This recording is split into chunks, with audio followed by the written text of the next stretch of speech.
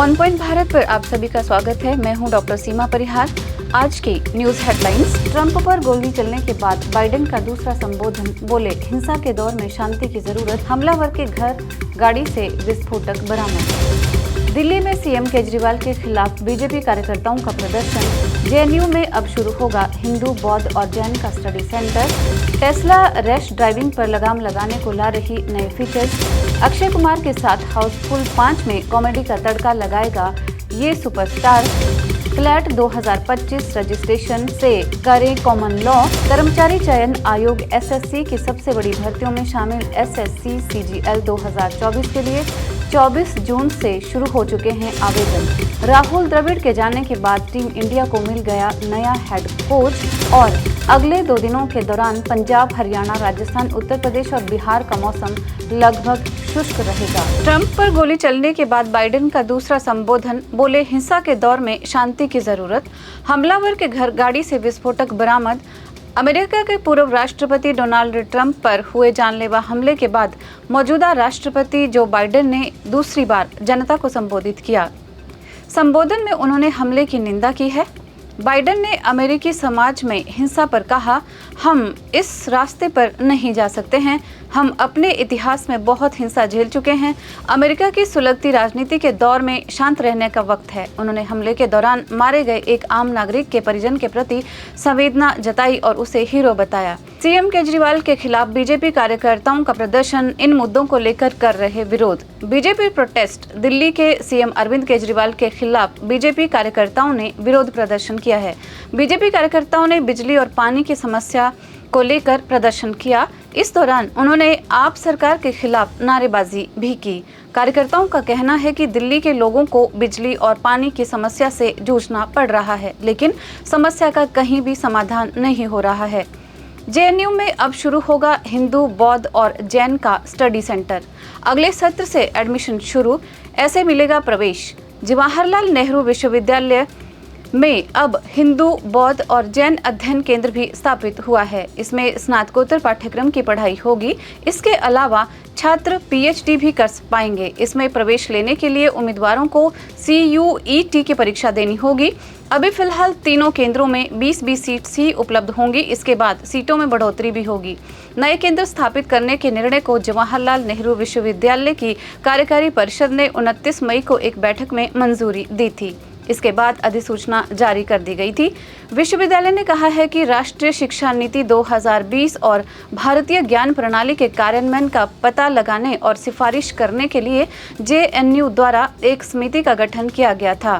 Tesla rash driving पर लगाम लगाने को ला रही नए फीचर्स। माता पिता को मिलेंगे कई कंट्रोल।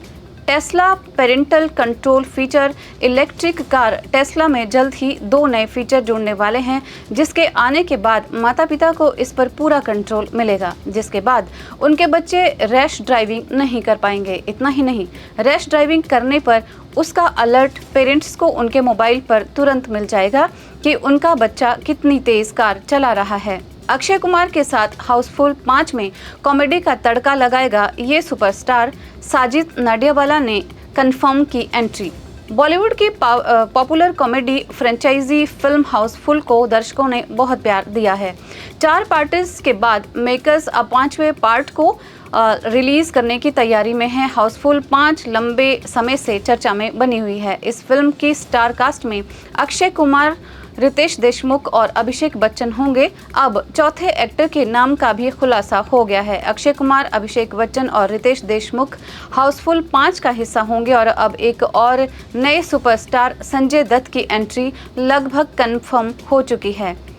राहुल द्रविड़ के जाने के बाद टीम इंडिया को मिल गया नया हेड कोच। राहुल द्रविड़ के जाने के बाद टीम इंडिया को नया हेड कोच मिल गया है। गौतम गंभीर को भारतीय क्रिकेट टीम का नया कोच बनाया गया है और वो श्रीलंका दौरे से इस जिम्मेदारी को संभालेंगे।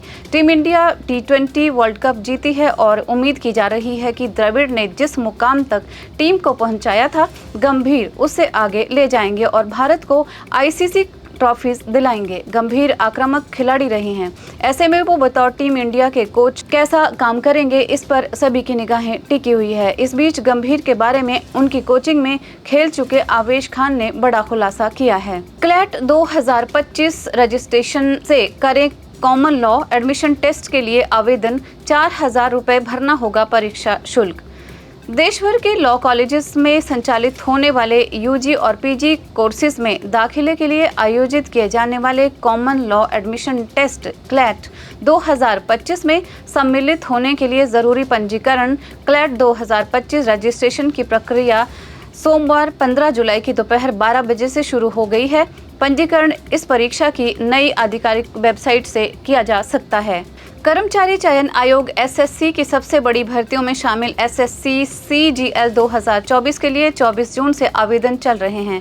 ग्रुप बी और ग्रुप सी की ये भर्ती 17,000 से ज़्यादा पदों के लिए होनी है। इस भर्ती के लिए ग्रेजुएट्स उम्मीदवार ऑफिशियल वेबसाइट ssc.government.in पर जाकर 24 जुलाई तक फॉर्म भर सकते हैं। वर्कप्लेस वेलनेस से जुड़ी ज़रूरी बातें।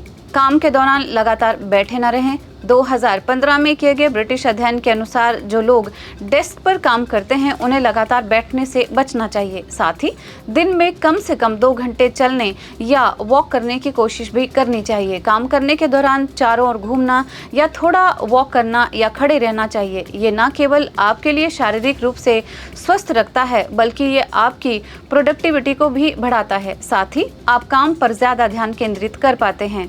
और अब मौसम। अगले 2 दिनों के दौरान पंजाब, हरियाणा, राजस्थान, उत्तर प्रदेश और बिहार का मौसम लगभग शुष्क रहेगा। कहीं कहीं हल्की बारिश हो सकती है। उत्तराखंड में हल्की से मध्यम बारिश होगी, परंतु हिमाचल प्रदेश में हल्की और जम्मू कश्मीर और लद्दाख में बहुत ही हल्की बारिश दिखाई देगी। एक निम्न दबाव का क्षेत्र बंगाल की खाड़ी पर बन रहा है, जो पश्चिम दिशा में आगे बढ़ते हुए तेलंगाना, महाराष्ट्र, तटीय कर्नाटक सहित दक्षिणी गुजरात और दक्षिणी मध्य प्रदेश में भारी बारिश दे सकता है। तमिलनाडु और आंध्र प्रदेश सहित दक्षिणी तेलंगाना में बारिश कम रहेगी। गैंग पश्चिम बंगाल और उत्तरी उड़ीसा में भी हल्की बारिश ही दिखाई देगी। आज बस इतना ही। देश विदेश से जुड़ी इसी तरह की जानकारियों को पाने के लिए जुड़े रहिए ऑन पॉइंट भारत के साथ। धन्यवाद।